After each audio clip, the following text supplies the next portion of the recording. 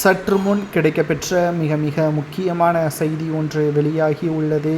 திராவிட முன்னேற்றக் கழகத்தின் தலைவர் ஸ்டாலின் அவர்கள் இந்து அறநிலைத்துறை அமைச்சர் சேகர்பாபுவை பதவியிலிருந்து மாற்றுவாரா என்ற தகவல் சமூக வலைதளங்களில் வைரலாக பரவி வருகிறது.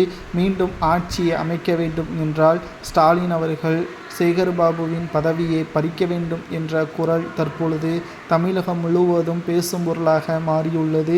கார்த்திகை தீபம் ஒட்டுமொத்த திருப்புமுனையாக, ஒட்டுமொத்த விமர்சனத்திற்கு உள்ளாக மாறியுள்ள சம்பவம்தான் கார்த்திகை தீபம். மசூதியா கோவிலா என்ற ஒரு குழப்பத்தில் தமிழக மக்களை பாதிப்பிற்கு உள்ளாகக்கூடிய வகையில் ஆரம்பத்தில் யார் பிரச்சனை செய்தது?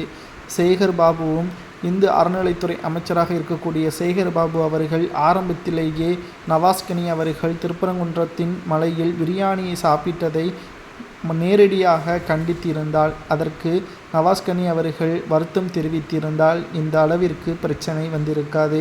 இதை பிரச்சனையாக மாற்றியது யார்? இதற்கு பின்னணியில் திமுக ஆட்சி அதிகாரத்தை தக்க வைத்து கொண்டு மீண்டும் இதன் மூலம் பாஜகவையும் அதிமுகவையும் விமர்சனம் செய்து திமுக ஆட்சியை கைப்பற்றி விடலாம் என்று நினைக்கிறது. ஆனால் நிச்சயம் அது நடக்காது என்ற தகவலும் தற்பொழுது உறுதியாக நம்மால் கூற முடியும். ஏனென்றால் 2026 சட்டசபை தேர்தல் திமுக என்னதான் செய்தாலும் தமிழகத்தில் மீண்டும் ஆட்சியை அமைக்க முடியாது.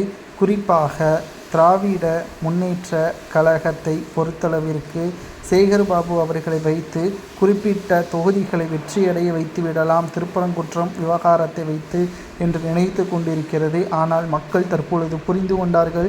இந்து அறநிலைத்துறை அமைச்சராக சேகர்பாபு இருக்கக்கூடாது, உடனடியாக அவரது பதவியை பறிக்க வேண்டும் என்று மக்கள் கூறுவது சரியா தவறா என்பதை கமெண்ட் வாயிலாக தெரிவிங்கள்.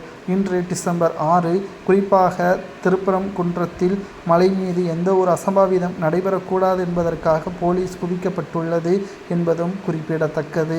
2026 சட்டசபை தேர்தல் என்பது தமிழக அரசியல் களத்தில் மிக முக்கியமான தேர்தல். இந்த தேர்தலில் திராவிட முன்னேற்ற கழகம் பல்வேறு சதித்திட்டங்களை போட்டாலும் மக்கள் மத்தியில் திமுக நற்பெயரை பெற முடியாது. திமுகவிற்கு எதிராகத்தான் ஓட்டுக்களை செலுத்துவார்கள் என்ற தகவலும் கருத்து கணிப்புகளும் வெளியாகியுள்ளது.